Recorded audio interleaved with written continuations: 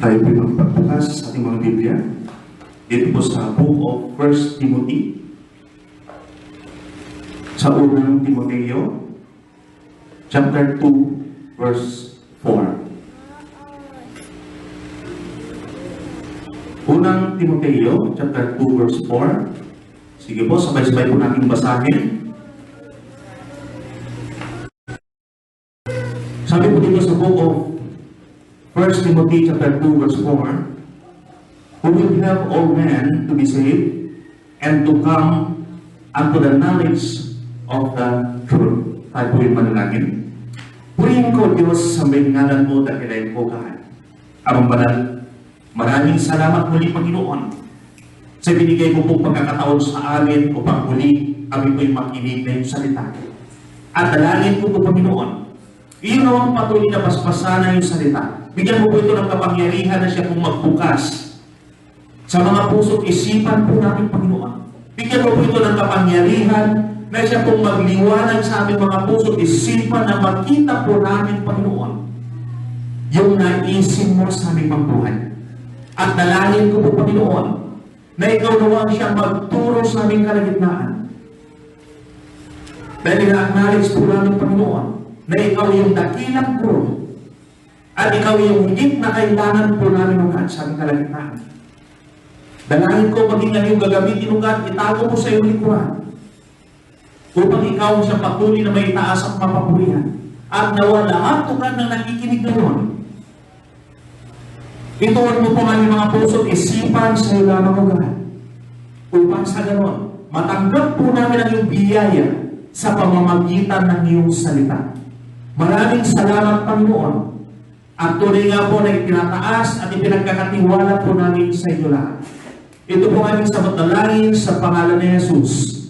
Amen at amen. Okay, isang pinagpalang umaga po sa bawat isa po sa atin. Purihin po, Panginoon. Dahil tunay nga po na minsan pa ipinaranas po sa atin yung kabutihan po niya sa buhay po natin. Ipinakita po niya na niminsan ang Panginoon nagkulang. Napakabuti po ng Panginoon. Pero bago po tayo dadako po sa ating mensahe, nais ko pong batiin yung mga dakilang ina po natin. Happy Mother's Day po sa ating mga tahanan. Happy Mother's Day. So, kumusta po yung mga anak po natin? Nakapagbigay po ba sila ng kasiyahan po sa atin? Nagbigay pa sila ng regalo o kaya binato man lang na tayo? O baka naman nakalimutan na ng mga anak. Ayun, Happy Mother's Day po sa lahat ng mga nanay. So napakalaga po, na kung saan, dapat hindi po natin kinakalimutan ang ating po mga nanay. Dapat binibigyan po natin sila ng kasiyahan. Napakalaga po yun. Nabigyan po natin sila ng kasiyahan. Dahil tunay nga, na ang ating mga nanay, ginawa po nila yung best nila para po tayo'y mapalaki. Ginawa po nila yung lahat para tayo po'y lumaki ng maayos. So, naalala ko po yung aking nanay din noon na kung saan siya po'y umuwi na po sa langit. Na kung saan ginagawa po niya yung lahat para po sa ikabubuti po namin. At ganoon din po sa ating mga nanay. Kahit minsan kapag tinitignan po natin, masungit po yan. Pero lagi po nating alalahanin, wala pong iniisip ang ating mga nanay na iba, kundi yung ikabubuti ng kanilang mga anak. Yun po yung iniisip po ng mga nanay. Mapabuti ang buhay ng kanilang anak. Yun po yung iniisip po nila. Kaya lang itong mga anak naman, ang akala po nila ay sinasakal po sila ng kanilang nanay. Kaya ginagawa po nila, nagwawala po sila. Pero lagi po natin alalahanin, ang sabi po ng salita ng Panginoon, dito po sa book of Ephesians chapter 6 verse 1, nasabi po niya, "Children, obey your parents in the Lord." Sabi po niya, mga anak, sundin ninyo ang iyong mga magulang sa Panginoon. Ibig sabihin, dapat po natin sundin ang ating ina, ang ating nanay. Ang tanong, sunod ba natin? At yung pangalawa, yung sabi po dito sa Ephesians chapter 6 verse 2, nasabi po niya, "Honor thy father and mother." Ibig sabihin, igalang po natin. So, nandun po ba yung paggalang po natin? Nabibigyan ba natin ng kasiyahan yung mga magulang natin? O puro kalungkutan po yung nabibigay po natin? O puro problema po yung nabibigay po natin? Ano po? Kung minsan, pag inutusan pa, nagdadabog. So, kapag nagdadabog po tayo, nabibigyan po ba natin ng galang yung magulang po natin? Hindi po. Hindi po natin nabibigyan ng galang. Ibig sabihin, kawalan ng paggalang yung ginagawa po natin. Yung mga ginagawa po natin na hindi pagsunod sa ating mga magulang, kawalan po yun ng paggalang sa ating magulang. Ginawa po, lahat po ng mga anak ay sumunod at igalang ang kanilang mga magulang. Napakalaga po ito. Lagi po natin alalahanin. Yung ating mga nanay ay hindi po sila mananatiling nanay hanggang sa pagtanda po natin. Ang ating mga nanay, balang araw, ay mawawala po sila sa buhay natin.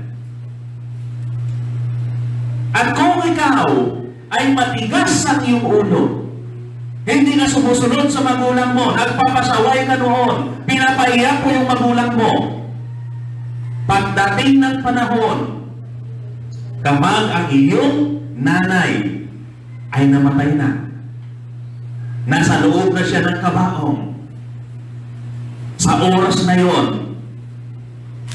habang tinitignan mo yung ina sa loob ng kabaong, nandun yung pagsisisi sa iyo. Sinisisi mo yung sarili mo dahil wala kang ginawang mabuti sa iyong ina. Nandun yung pagtangis, yung pag-iyak mo. Nandun yung paghingi mo ng tawad sa kanya. Pero lahat ng ginagawa mo, wala nang kwenta. Bakit? Dahil hindi na yung nakikita ng yung ina. Hindi na yung naririnig ng yung ina. Dahil patay na siya. Ngunit, kapag ikaw ay masunuring anak, ginawa mo yung part mo bilang anak, balang araw, kapag ang yung ina ay nasa loob na ng kabaong, habang tinitignan mo siya, nandun yung galak, nandun yung saya. Dahil naaalala mo yung mga araw na nakalipas na kung saan masaya ang iyong ina na kasama ka. Naalala mo yung kasiyahan, yung nagawa mong kasiyahan sa iyong ina, at wala kang dapat pagsisihan. Kundi, nandun yung puso mo na kung saan punong-puno ng pagpapasalamat habang tinitignan mo yung ina mo sa loob ng kabaong. At sinasabi mo, kahit bigyan ako ng pagkakataon na mamili ng ina, hindi kita ipagpapalit. Dahil ikaw yung ina na kung saan nagmulat sa akin kung ano yung dapat kong gawin. Ikaw yung ina na gumabay sa akin sa tamang landas. Kaya maaaring sabihin natin, ina o nanay, ito na po ako ngayon. Salamat sa iyong gabay. Salamat sa iyong mga pangaral. At hindi po ako napapahamak. At nawa po, isa po tayo dun sa mabuting anak na ginawa po yung kanyang part sa kanyang ina. Upang balang araw, hindi po tayo magsisi. Okay, think about this. Nabibigyan po ba natin ng kasiyahan ang ating pong ina? Sa mga nanonood po, nabibigyan po ba natin ng kasiyahan ang ating mga ina? At kung hindi po natin nabibigyan ng kasiyahan, ito na po yung panahon na kung saan magbago na po tayo. At bigyan po natin ng kasiyahan ang ating ina. Dahil maiksi lang po yung buhay. Baka bukas pangalawa, hindi mo na makasama ang iyong ina. Kaya ito na yung pagkakataon na bumawi ka sa lahat ng hirap na ginawa ng iyong ina sa iyo. Ito na yung pagkakataon. Dahil maaaring bukas, ito po'y huli ng lahat. Dahil wala na tayong magagawa kapag patay na po ang ating ina. Kaya naman, isipan po natin maigi ang mensaheng ito.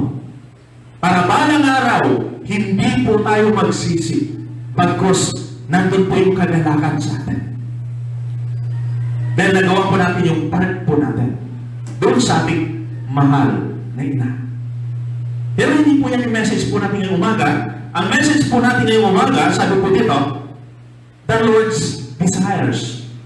Ano po ba yung hinahanap ng Panginoon? So, tignan po natin dito sa point number 1, ang sabi po dito,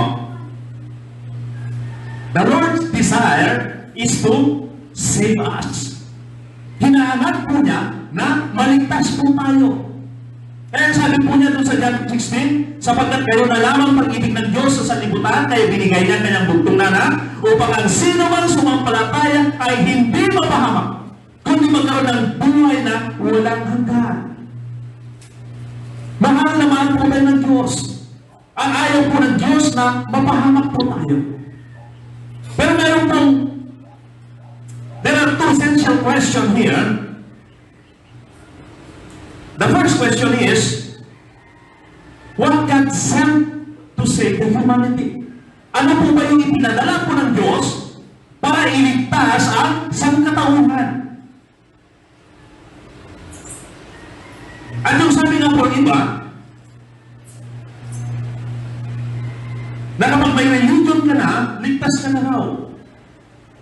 Yung po sabi po nila, ay may religion na ako. Hindi ko na kailangan yung salita ng Panginoon.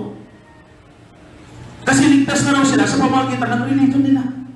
At sinasabi pa nila na sila daw po yung religion na totoo.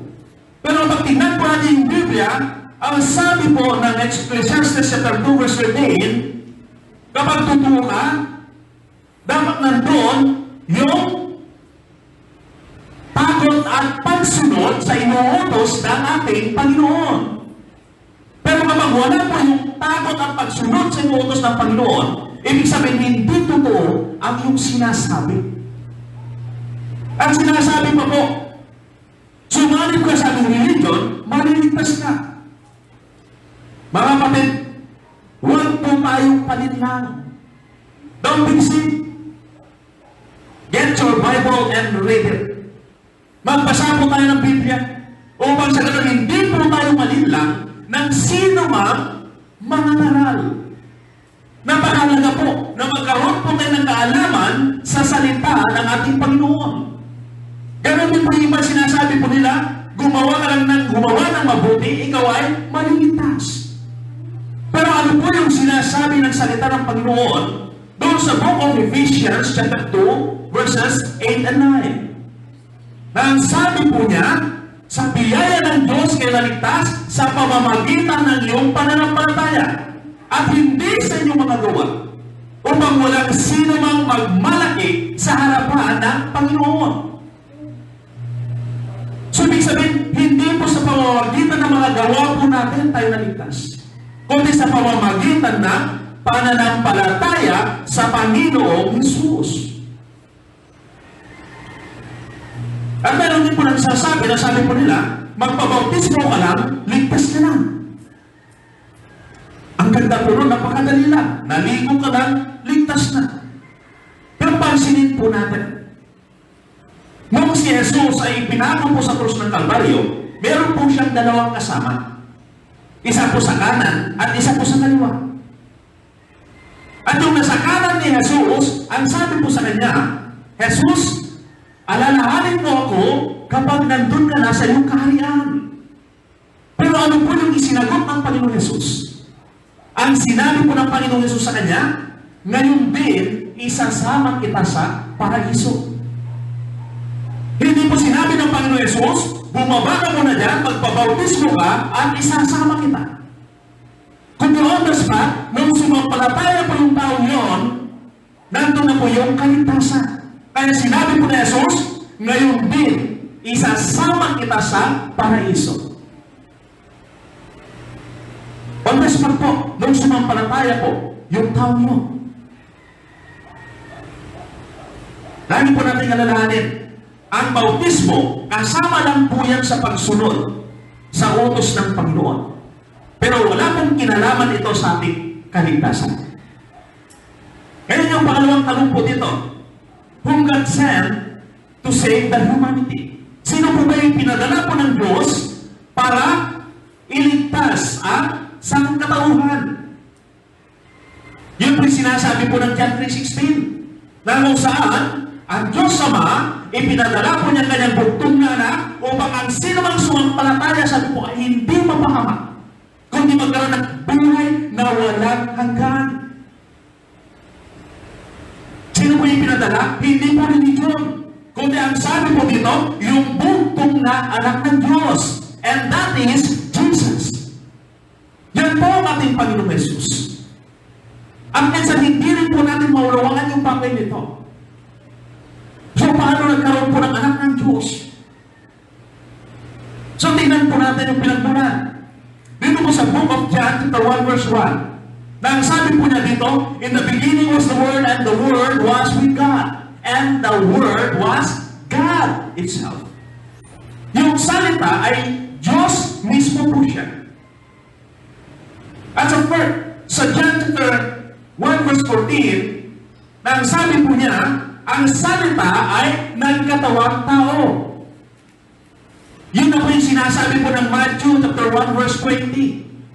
Na kung saan, nung time na mapapangasawa na ni Jose si Maria, natagpuan po na itong si Maria ay nagkadalang tao. Kaya inisip po ni Jose na hiwalayan po itong si Maria. Pero ano po yung ginawa ng Panginoon? Ang sabi po ng Biblia sa Matthew chapter 1 verse 20, nagpakita po ang anghel ng Panginoon kay Jose sa pamamagitan ng panalangin o pamamagitan ng dream o panaginip. Ayun, panaginip. I'm sorry. Nagpakita sa pamamagitan po ng panaginip.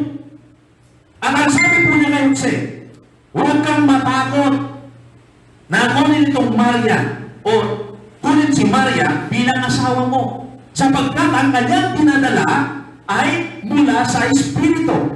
Sabi po ng anghel na yun. At sa verse 21, makikita po natin na kung saan ang sabi po ng anghel, magsisilang siya ng isang lalaki at tatawagin siya Jesus. Dahil siya ang magliligtas sa kanyang mga tao sa kanilang mga kasalanan. Ibig sabihin, ang Panginoon Jesus, siya po yung ipinadala para maligtas po ang sangkatauhan. Hindi po religion yung ipinadala para maligtas po ang sangkatauhan, kundi ang Panginoon Jesus. Kaya sabi po niya doon sa Book of Acts, chapter 4, verse 12, ang sabi po niya doon, sa kanino mang iba ay walang kaligtasan, sapagkat walang ibang pangalan na ibinigay sa sino ng langit na sugat natin ikaligtas. Wala na pong iba, kundi ang pangalan ng Panginoong Jesus. Ganon din po yung sinasabi po sa John 14:6. Na ang sabi po niya, ako ang daan, ang katotohanan at ang buhay, walang makapupunta sa Ama, kundi sa pamamagitan ko. Ang nagsasalita po doon ay ang ating Panginoong Jesus. So, ibig sabihin, tanging si Jesus ang kailangan po natin sa buhay po natin para magkaroon po tayo ng kaligtasan. Tanging si Jesus, wala na po iba. If you believe that Jesus is the Son of God, who came to save us. So, ibig sabihin, meron kang pananampalataya sa Panginoon. Kung naniniwala ka. At kung meron ng pananampalataya, kailangan mong tanggapin ang Panginoon bilang Panginoon at tagapagligtas sa iyong buhay.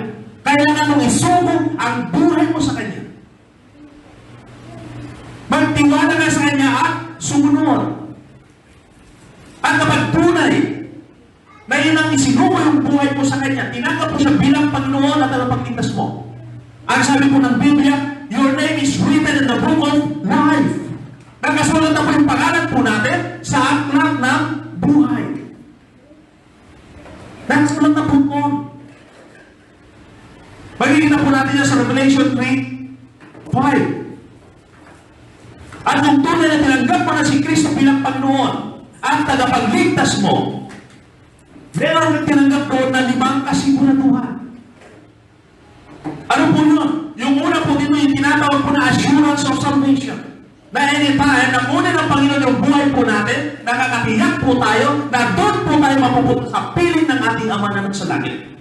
Bakit? Dahil sabi po ng John 1:12, sa lahat ng nanalig sa Kanya ay pinagkalooban sila ng karapatan na maging anak ng Diyos. Ibig sabihin na maging ikaw ay anak na ng Diyos, anumang oras na kunin ng Panginoon yung pinahirap na buhay sa iyo, doon ka pupunta sa Kanyang piling. Dahil anak ka niya. At yung pangalawa po dito, assurance of answered prayer. Dahil anak ka ng Diyos, nandun yung pagtugon ng Diyos sa iyong mga panalangin. Ang pangatlo po, assurance of the guidance of the Holy Spirit. Dahil ang Espiritu ng Panginoon ay nasa iyo, ang gabay ng Espiritu ng Panginoon ay nasa iyo. Gagabayan ka ng Espiritu ng Panginoon.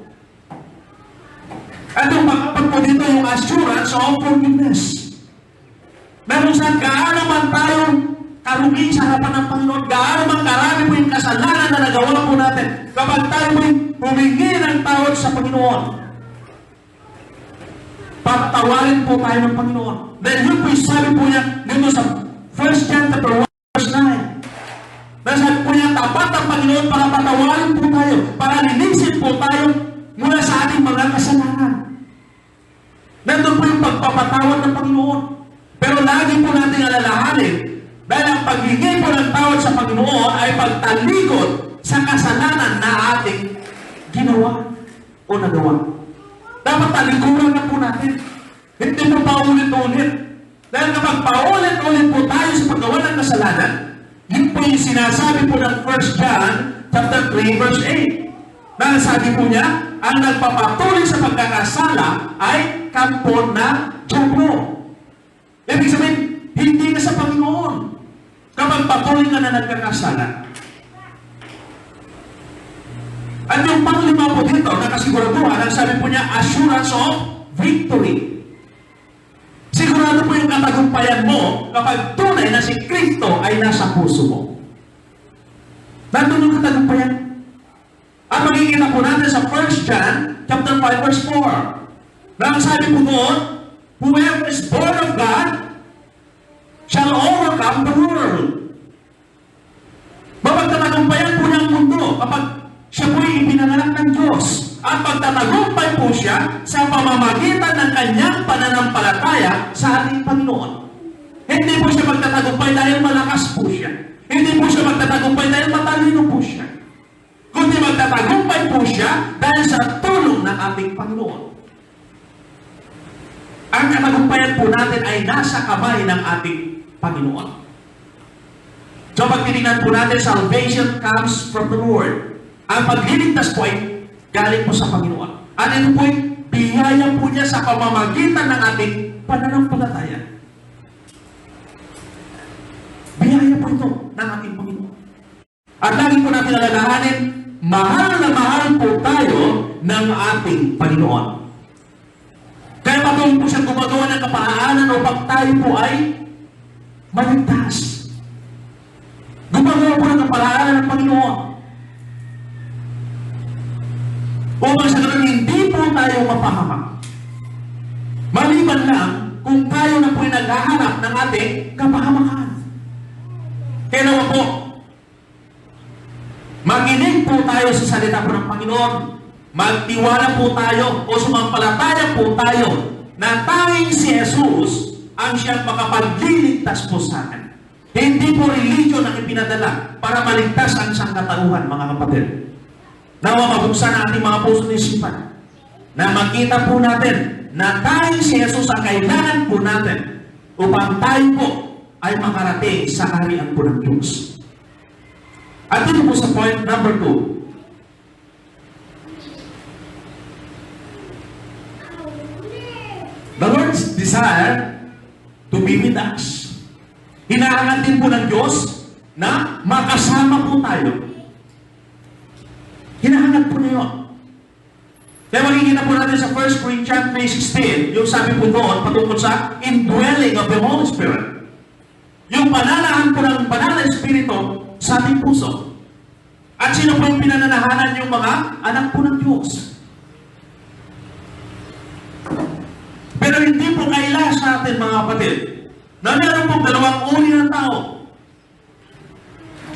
Ang una po dito, na uri po ng tao, ay anak po ng diablo. Maaaring marami po sa atin ngayon nagtataka. Dahil hindi sila naniniwala na meron pong anak ng diablo. Dahil akala po nila, lahat ng mga tao ay anak po ng Diyos. Pero nagkakamali po tayo. Dahil kapag lahat ng mga tao sa mundo siguro anak ng Diyos, wala na po yung kaguluhan na nangyayari ngayon. Wala na po yung patayan. Wala na po yung mga korupsyon. Kung lahat ng tao ay anak po ng Diyos. Ibig sabihin, mayroon po mga anak ang diablo. Kaya nagiging magulo po ang mundo. At titingnan po natin, totoo bang merong anak ang diablo? Meron pa sa Biblia? Meron po. Ang sabi po sa John chapter 8 verse 44, ang sabi po niya, kayo sa inyong amang diablo sapagkat ang ibig niya ang iyong ginagawa. Siya'y mamamatay tao at hindi na nanatili sa katotohanan. At siya ay ama ng kasinungalingan. Yun po yung mga anak po ng diablo. Yung lahat na gumagawa po ng kasamaan. At ganoon din yung sinasabi po dito sa 1 John 3:8, na sabi po niya, ang patuloy na nagkakasala ay kampo ng diablo. Hindi lang po anak ng diablo, kundi kampo ng diablo. So itong mga anak ng diablo, itong mga kampo ng diablo, ito po yung mga nalilinlang po ni Satanas. Ito po yung mga alipin po ni Satanas na wala po silang magawa kundi sumunod sa kagustuhan ni Satanas sa buhay po nila. Alipin po sila ni Satanas. Pero ang good news, mga kapatid, mahal na mahal po tayo ng Diyos. Sino ka man, mahal na mahal ka ng Diyos. Kaya sabi po niya, dito sa Matthew chapter 11 verse 28, halin kayo kayong lahat na napapagal at nabibigatan lupa, at kayo'y aming pagpapahingahin. Mahal naman po tayo ng Diyos. Inaanyayahan po tayo ng Panginoon. Kung tayo po'y hirap na sa buhay natin, lumapit po tayo sa Panginoon. Liksanin na natin ang kadiliman at tumungo po tayo sa kaliwanagan. Mabuhay po tayo nakasama po ang Panginoon. Pagsisihan na po natin yung mga nagawa po natin pagkukulang sa Diyos at manumbalik na po tayo sa piling ng ating Panginoon. Dahil yun po yung nararapat po sa atin upang sa ganon, ang ating buhay ay magiging maayos. At yung pangalawang uri po ng tao dito, yung sabi po dito, yung child of God. Dalawa lang po yung uri ng tao. Kung hindi ka anak ni Satanas, anak na po ng Diyos. At yung anak ng Diyos, ang sabi dito, sila po yung pinananahanan ng banal na Espiritu ng Panginoon.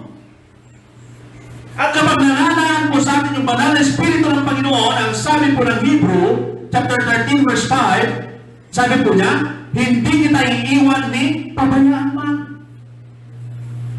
Hindi po tayo pababayaan ng Panginoon. Hindi po niya hayaan na mahirapan po tayo. Bakit? Dahil mahal na mahal po tayo ng ating Panginoon. At kung ang Panginoon ay nananahan po sa atin binibigyan po tayo ng lakas. Lakas ng loob sa pamamagitan po ng kanyang salita. Nakagaya po ng sinasabi po niya sa book of Joshua, chapter 1, verse 9. Nakasabi po niya, be strong in the grace, or be strong, sabi niya, and of a good courage. Be not afraid, nor be dismayed. For the Lord thy God is with thee, wherever thou goest. Ibig sabihin, wala po tayo dapat ikatakot, sabi po niya. Kundi magpakatatag po tayo, magpakatabang po tayo sa anumang pagsubok na dumating sa buhay po natin. Dahil sasamahan po tayo ng Panginoon saan man tayo maparoon, sabi po ng Biblia. At ganoon din po yung sinasabi po dito sa Isaiah chapter 41 verse 10. Nasabi po niya, fear thou not, for I am with thee. Huwag kang matakot sapagkat ako'y sa iyo, sabi po ng Panginoon. Be not dismayed. Huwag kang panghinaan ng loob. For I am thy God. So, ibig sabihin, na kapag ikaw ay pinanghihinaan ng loob, hindi ka naniniwala na ang Diyos mo ay makapangyarihan. Kaya po yung sinasabi, ang Panginoon mismo yung nagsasalita dito. Nasabi niya, huwag kang panghinaan ng loob sapagkat ako ay yung Diyos. Ipinapakita po ng Diyos na siya po ay makapangyarihan. At sabi po niya, I will strengthen thee. Yea, I will help thee. Yea, I will uphold thee in the right hand of my righteousness. Nandun po yung pagtulong ng Panginoon. At sabi po niya, aalalayan kita sa kanang kamay ng aking katwiran. Nandun po yung pag-aalalay sa ating Panginoon. Hindi po tayo basta iiwan ng ating Panginoon. Ang ganun po yung sabi po dito sa Romans 8 verse 28. Dahil sabi po niya, all things is purpose. Na anumang sitwasyon, meron po tayo. Ang sabi po ng salita ng Panginoon, all things work together for good. Nagagana po para sa ikabubuti ng mga nagmamahal po sa Diyos. At ganoon din po, kung tunay na ang Panginoon ay nasa atin, nandun po yung gabay po niya sa atin. Nandun po yung gabay. At kapag nandun yung gabay po ng Panginoon, minsan kahit galit na po tayo, namimigil po tayo. Bakit? Kasi nandun po yung gabay. At pagpansinin po natin, ginagabayan po tayo ng Panginoon patungo po sa mapayapang buhay. Ginagabayan po tayo ng Panginoon patungo po sa masayang buhay. Ito po yung ginagawa ng Panginoon. At pagpansinin po natin yung mga bagay nito, ito po ay bunga ng Espiritu ng ating Panginoon. Bunga po ito ng Espiritu. Na kapag tunay ng Espiritu ng Panginoon ay nasa atin, mararanasan po natin yung kapayapaan sa ating buhay, yung kagalangan sa ating buhay.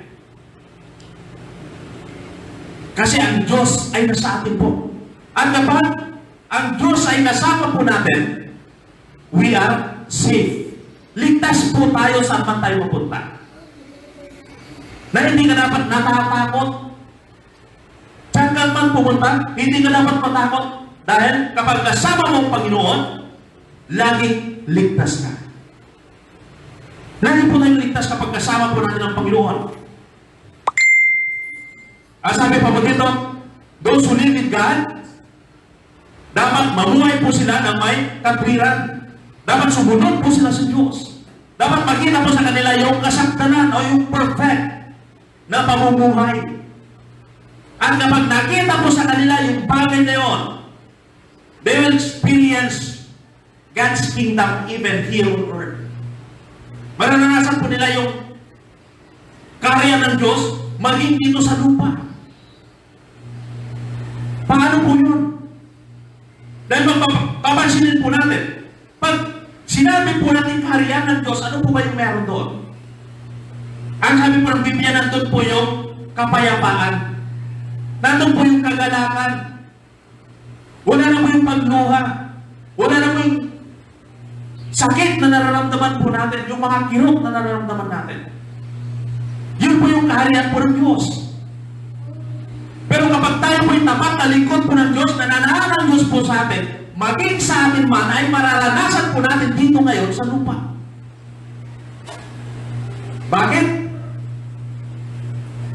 Dahil ang kapayapaan po natin, ang kagalakan po natin, ay hindi po nakabase sa sitwasyon na meron po tayo. Hindi po nakabase sa paligid po natin.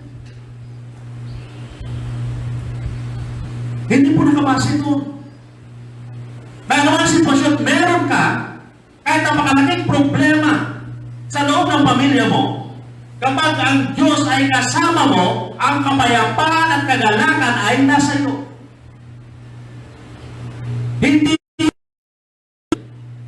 gaano mang kagulo yung paligid mo, gaano mang kaingay yung paligid mo, kung ang Diyos ay nasa iyo, ang kapayapaan at kagalakan ay nasa iyo.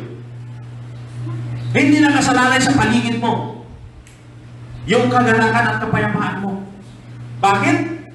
Dahil ang kapayapaan at kagalakan, ito po ay bunga ng Espiritu ng ating Panginoon na nasa atin.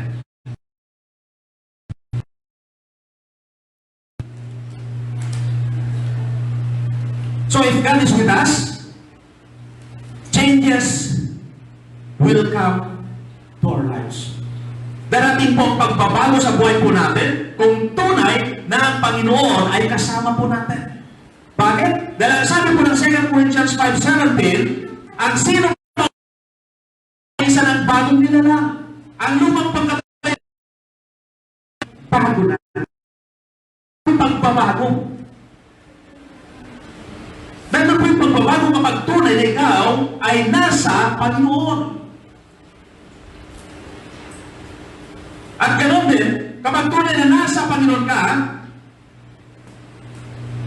nandun din po yung kagalakan mo. May enjoy mo ang iyong buhay. Nandun na payapang-payapa sa iyong buhay. Nandun na kung saan, hindi ka na mo problema. Nandun kung saan, hindi ka na gugulumihanan sa anumang nangyayari sa paligid mo. Hindi ka natatakot, hindi ka nag-aalala. So dapat ganon po yung mga tao na kung saan ang Espiritu ng Panginoon ay nasa kanila. Huwag po tayong palinlang sa anumang sitwasyon na meron po tayo. Huwag po tayong palinlang sa mga nangyayari sa paligid po natin. Huwag po natin hayaan na mawala yung kapayapaan at yung kagalakan po natin. Kundi ang gawin po natin, tatagan po natin ang ating mga pananampalataya. Dahil ang sabi ng Panginoon, all things work together for good to those who love God according to His purpose. It means God is working for our good. Gumagawa po siya para sa kabubuti po natin. Kaya naman po, ang bawat isa po sa atin ay magpakatatag po tayo.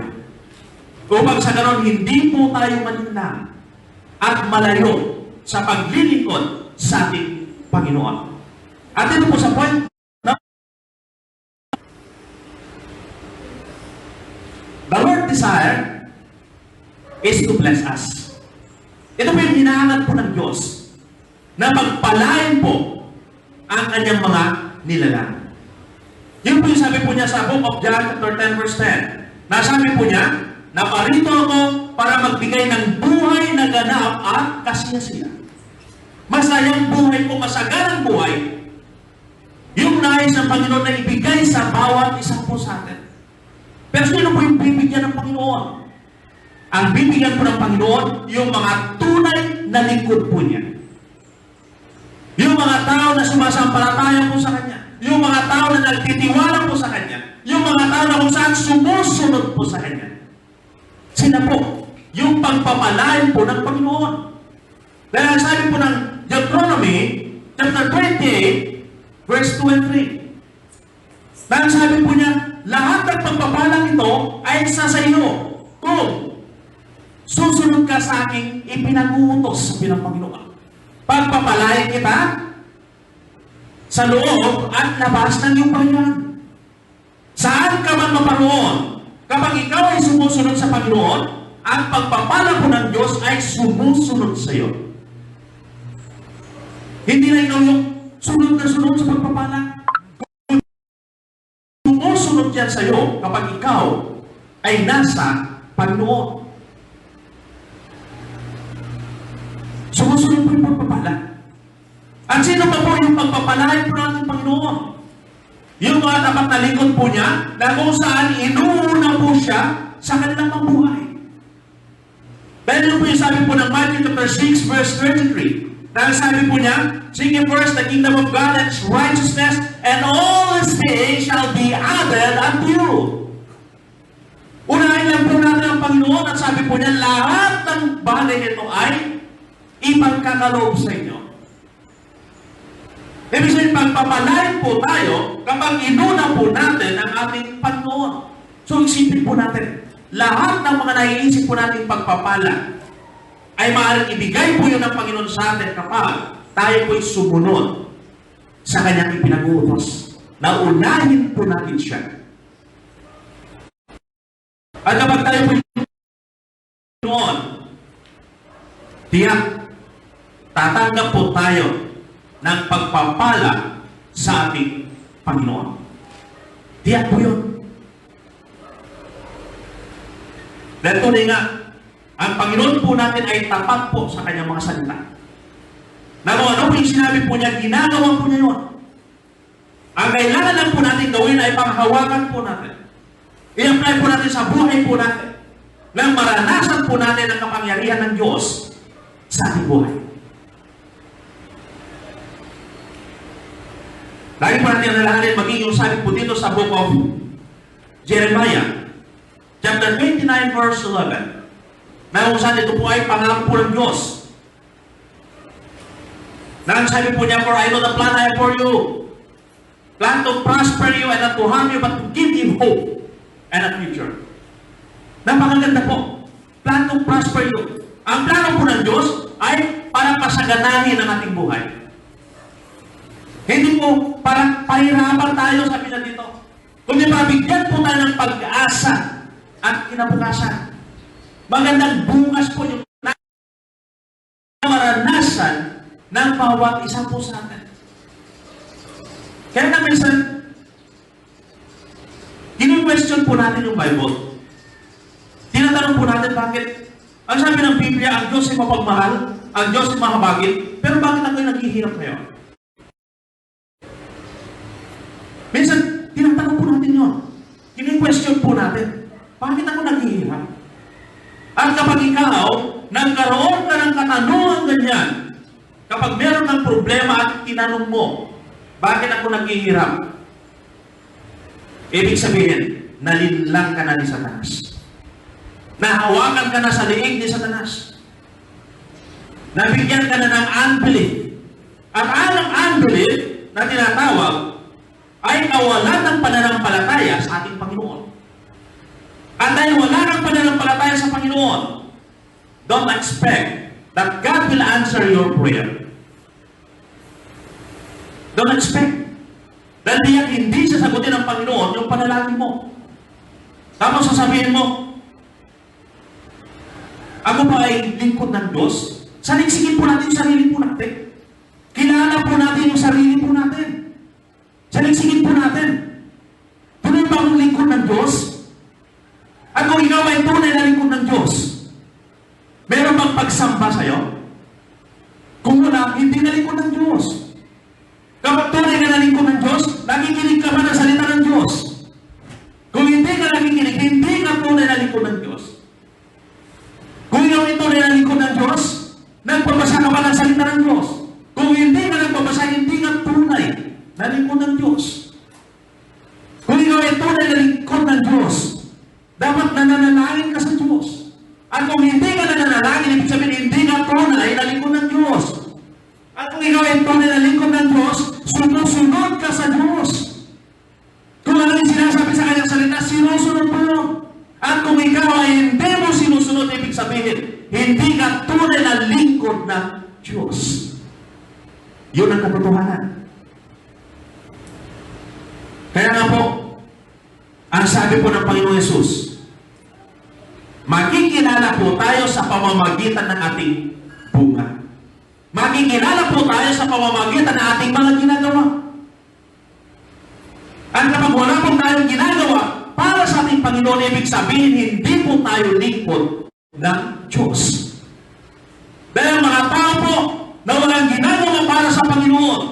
At ang iniisip lang po nila ay para po sa kanilang sarili. Ibig sabihin, ang Panginoon po nila ay ang kanilang sarili. Hindi po ang Diyos. Dahil ang sarili lang po nila ang kanilang sinusunod.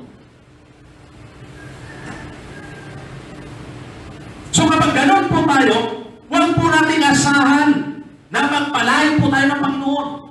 Dahil tiyak hindi po tayo pagpapalain ng Panginoon. Bakit? Kasi hindi naman po tayo naglilingkod sa Diyos. Hindi nga natin kinikilala ang Panginoon sa buhay natin. So wala po tayong maasahan. Pero kapag tayo po yung tiyak na lingkod ng Diyos o tunay na lingkod ng Diyos, undoubtedly, we will receive God's blessing. Tiyak po yun. Tatanggap po tayo ng pagpapala. Bakit? Kasi yun ang kalooban ng ating Ama na nasa langit. Napagpalain po yung kanyang mga anak. Lagi po natin alalahanin, God is powerful. Makapangyarihan po ang ating Panginoon. Kaya po niyang pangumapawin ang kanyang pagpapala sa kanyang tapat na lingkod. Kaya po niya. Nothing is impossible with God. Lagi po natin alalahanin niya. Ngayon ang tanong po dito, nais pa natin tumanggap ng pagpapala mula sa ating Panginoon. At kung nais po natin tumanggap ng pagpapala mula sa ating Panginoon, believe in the name of our Lord Jesus Christ. Sumampalataya ka sa pangalan ng Panginoon Jesus. Tanggapin mo siya bilang Panginoon at tagapagligtas mo. At kapag tinanggap mo ang Panginoon Jesus bilang Panginoon at tagapagligtas mo, the blessing will start to flow in your life. Magsisimula na po yung pagdaloy ng pagpapala sa buhay mo kapag ikaw ay sumampalataya sa ating Panginoon. At dito po sa ating conclusion,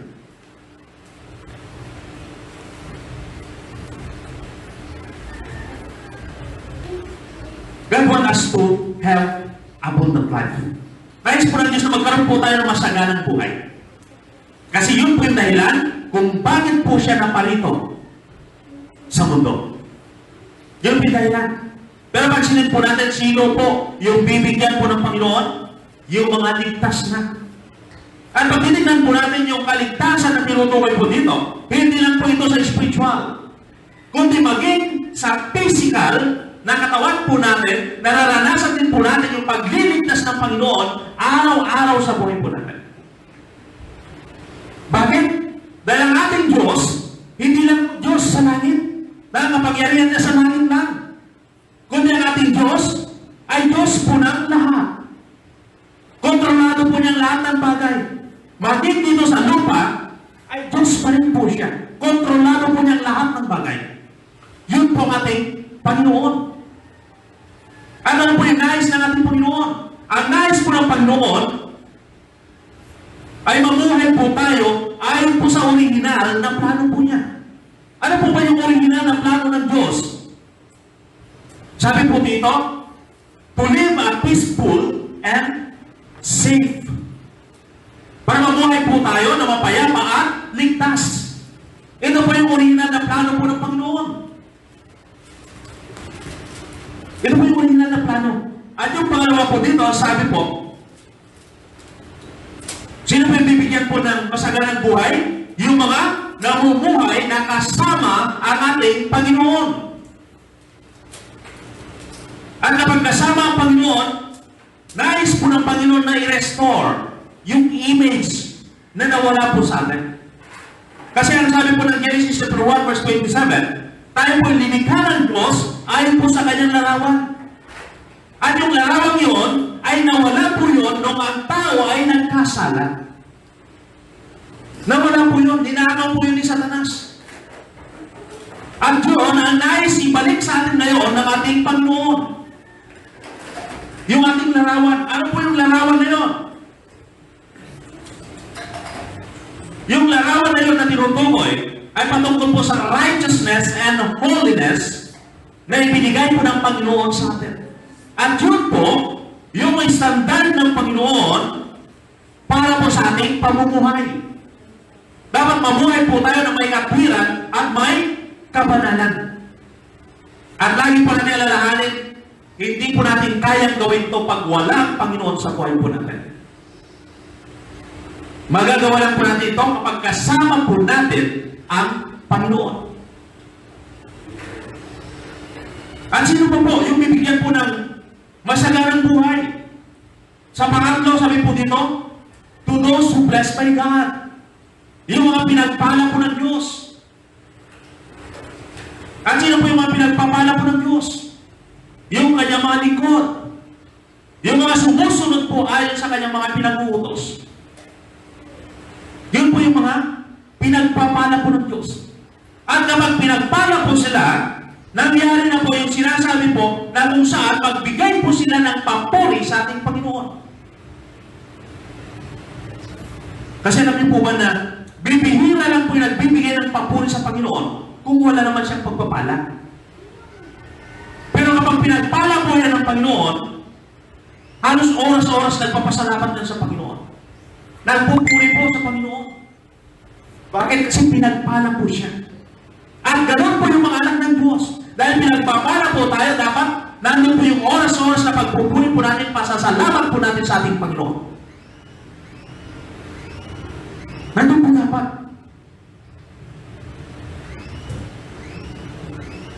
Ang sabi po dito, isang katanungan.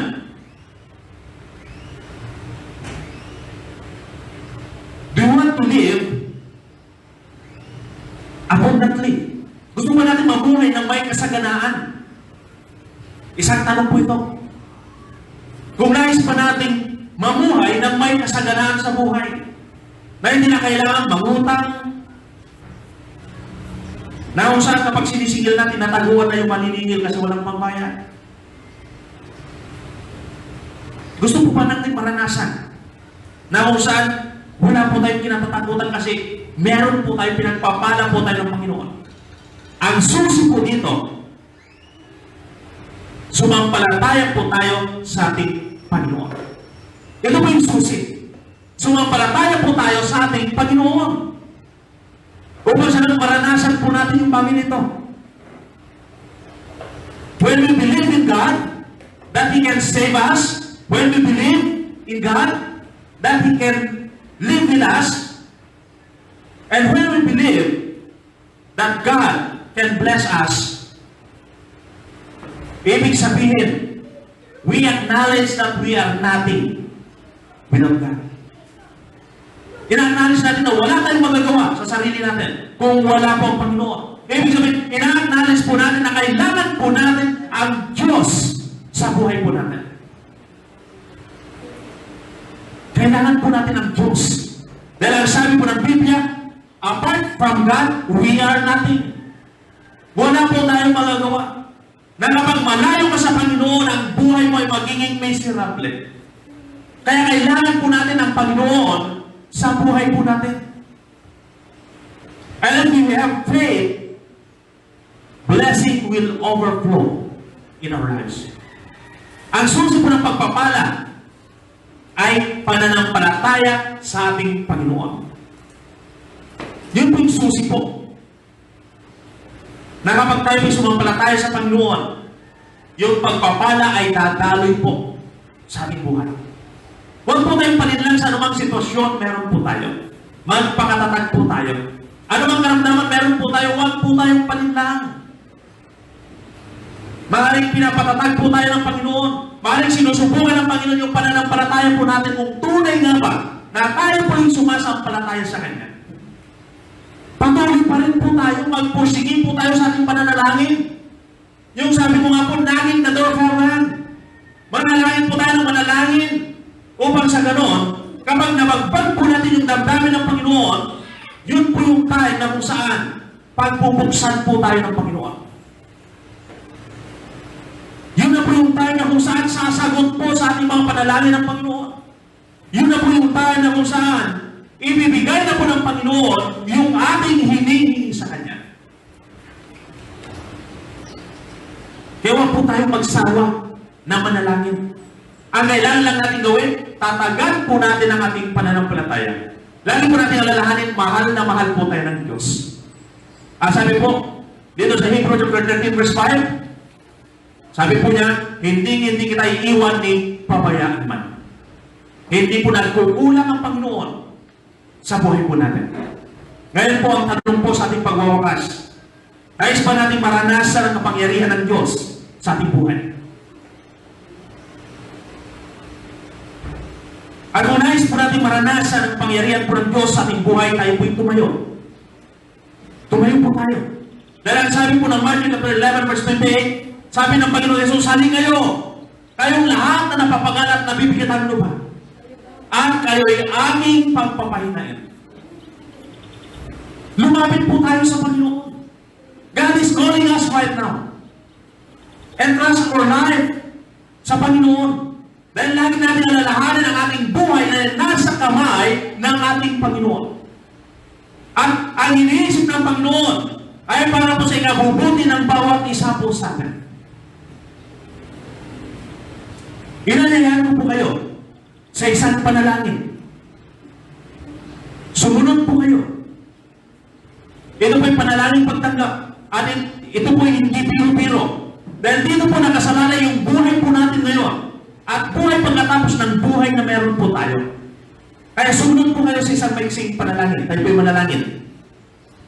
Amang Banal, salamat sa pag-ibig mo sa akin. Salamat, Panginoon, sa plano ng kaligtasan. Inaamin ko po na ako'y makasalanan at hindi karapat-dapat sa inyo.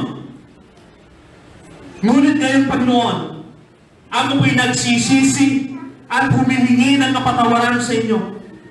Patawarin niyo po ako at pagindapatin sa inyong harapan. Amang Banal, binubuksan ko po ang aking puso at pinapapasok po kita bilang Panginoon at tagapagligtas ng aking buhay. Isulat mo ang aking pangalan sa aklat ng buhay at maghari ka sa akin. Sa pangalan ni Jesus, Amen at Amen. Amang Banal, maraming salamat, Panginoon, sa pagkakataon na ibinigay mo po sa amin upang tanggapin ka bilang Panginoon at tagapagligtas sa aming buhay. Maraming salamat, Panginoon, sa iyong mga salita, O God, na patuloy po nagpapaalala sa amin, O God, na ikaw yung higit namin kailangan, Panginoon, upang kami magkaroon ng kaligtasan. Hindi po nilito na kailangan po namin, Panginoon, kundi ikaw, O God. Dahil ikaw, Panginoon Jesus, ang ipinadala upang maligtas ang sangkatauhan. Maraming salamat, Panginoon. Dahil tunay nga na hinahangad mo ang aming mga kaligtasan. Maraming salamat, Panginoon, na hinahangad mo pong mamuhay ng asawa po namin. Maraming salamat, Panginoon, dahil hinahangad mo na pagpalain po kami. Pero ang susi po ng mga pagpapalain po, Panginoon, ay nakasalalay sa aming pananampalataya. Nakasalalay sa aming pagsunod sa iyong mga salita. Lord, tulungan mo naman kami, Panginoon, na magkatulungan ng pagpapakumbaba. Na kung saan, Panginoon, kilalanin ka po namin, Panginoon, sa buhay po namin. Kilalanin ka po namin, Ugad, na tunay nga wala kami magagawa kapag wala ka, Ugad, sa buhay namin. Lord, kailangan ka po namin, Ugad. Kaya tulungan mo naman kami, Panginoon. Patawarin mo din kami sa aming mga pagkukulang, Ugad. Dalhin mo naman kami, Panginoon, sa iyong plano. Upang sa ganun, Ugad, masumpungan po namin yung kapayapaan. Masumpungan po namin, Lord, yung kagalakan. At masumpungan po namin, Panginoon, yung kapahingaan sa iyong piling, O God. Maraming salamat, Panginoon. Maraming salamat, O God. Patuloy naman ang katagpuin mo ang bawat isa sa amin, O God. Ibaba mo po yung Santong Espiritu, Panginoon, sa bawat isa. Upang sa ganoon siya, O God, ang magbigay sa amin ng aliwan, magbigay ng gabay sa amin, Panginoon, upang makasunod kami ayon sa iyong kalooban. Maraming salamat po, Panginoon. Po na itinataas at ipinagkakatiwala po namin sa inyo lahat. Ito po ang aming sabot na langit sa pangalan ni Jesus. Amen at Amen.